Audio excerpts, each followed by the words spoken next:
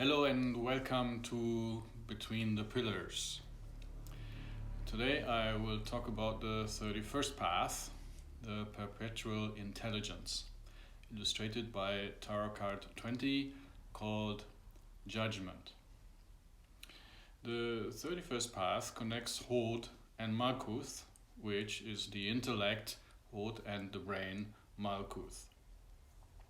The 31st path illustrates the sixth stage of enlightenment, called realization. It shows the transfiguration of our natural body-mind vehicle into the so-called fifth kingdom being, symbolized by the child in the picture. Hence, it corresponds to the Rosicrucian grade Magister Templi and Magi. This is a super advanced state of mind. In this video series, we are not interested in that. We want to understand how the perpetual intelligence makes itself felt in our personality and everyday life experiences. The planet assigned to the 31st path is Pluto. Pluto is one of the three ancient gods, or mother gods, if I may draw a parallel between the three spiritual gods Uranus, Neptune, and Pluto, and the three Hebrew mother letters Aleph, Mem, and Shin. Pluto is the higher octave of Mars and as disruptive as Mars, but on a higher, more spiritual level. The Mars force disrupts thoughts and desires and situations. Pluto delivers disruptive realizations that hit us on a high spiritual level. In everyday life, Pluto makes itself felt as cognitive dissonance. Cognitive means relating to, being, or involving conscious intellectual activity, Hod.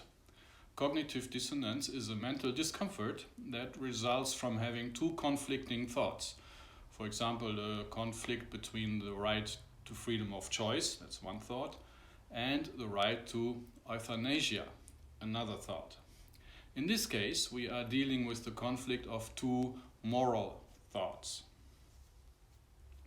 You may have heard that cognitive dissonance is a conflict between thoughts and emotions.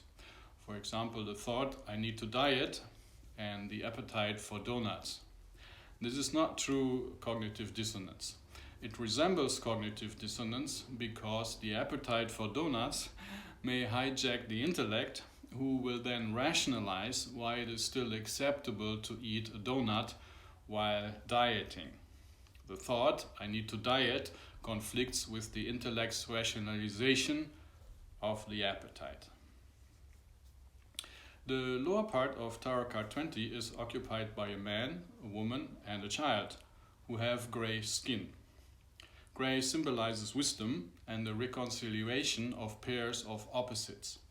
In this case, gray indicates the reconciliation of contradicting thoughts, which puts an end to cognitive dissonance.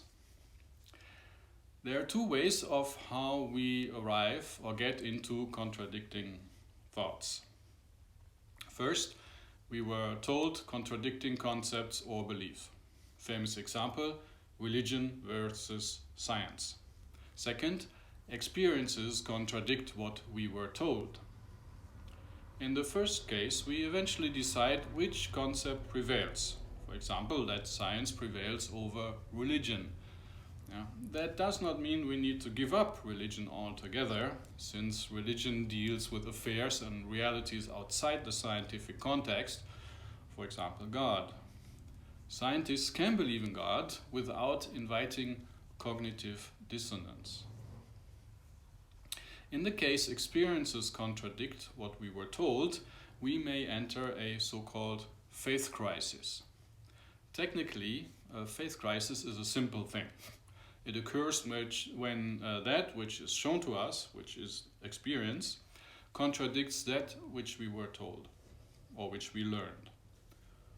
A little story.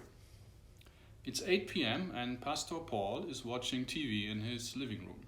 His wife and daughter are late and he checks his watch. A moment later, police car lights flash outside. The doorbell rings. He opens the door to two policemen with stony faces. His wife and daughter died in a car accident. Pastor Paul experiences the following cognitive dissonance. God is good, which is one thought, and loving and caring, which is part of his belief, versus God doesn't protect good people from evil, which is his experience, the death of his wife and child. Hence, Pastor Paul enters a faith crisis. Nasty questions keep pouring in.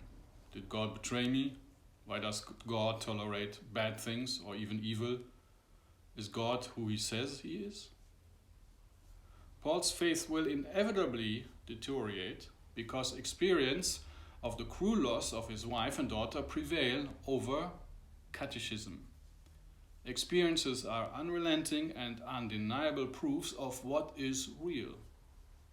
In this case, the only way to resolve cognitive dissonance is to adapt our belief to facts or experiences.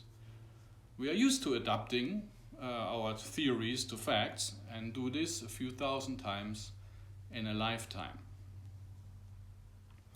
The title of the 20th tarot card is Judgement. It indicates that cognitive dissonance preludes the judgment days of beliefs and opinions. Judgment Day comes in the form of a moment of truth or a realization that overthrows a misconception. That's what the angel is doing. He's trumpeting truth, which raises our thoughts, the man, feelings and emotions, the woman, and our mind, the child, from the coffin of a false belief. Mind realization is the title of the 6th stage of enlightenment associated with this tarot card. The Hebrew letter Shin supports this line of thought. Shin means tooth. We break down food with our teeth, which prepares the food for digestion. The teeth of realization break down misconceptions and outworn beliefs and prepare them for cognitive digestion. In the last video, I mentioned that we uphold our worldview with the help of the mind's internal dialogue. If we want to experience other realities and higher aspects of ourselves, we need to stop the internal dialogue, the mind's natural border. Stopping the internal dialogue is super hard, and we need to practice meditation to achieve that. Many years. Until we acquire the necessary skills to stop our internal dialogue, Pluto disrupts it, or holds it for a fraction of a second, and once in a while, uninvited, he will bestow us with a realization. And for an instant, our consciousness expands into eternity, the ocean in the picture. Mind that the position of the woman and man are reversed, indicating that this scenery takes place on the astral plane. The coffins represent the limitation to the three-dimensional and sense-exclusive planetary experiences.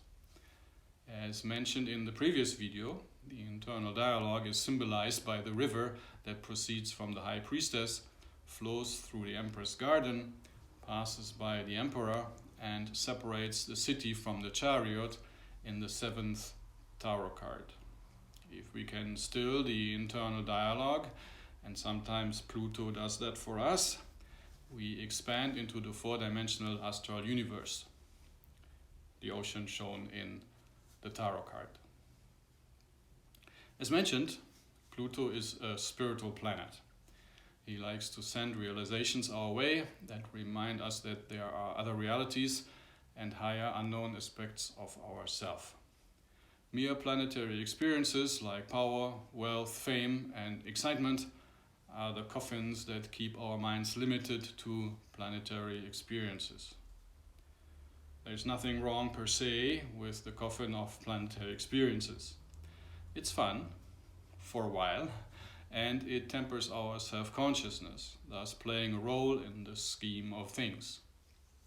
But for those who do enlightenment, planetary experiences become limiting car fence, and we slowly feel the desire to raise from them. Thank you for watching this episode of Between the Pillars. Please help spreading the light with a like and a share, and don't forget to subscribe. Love and light.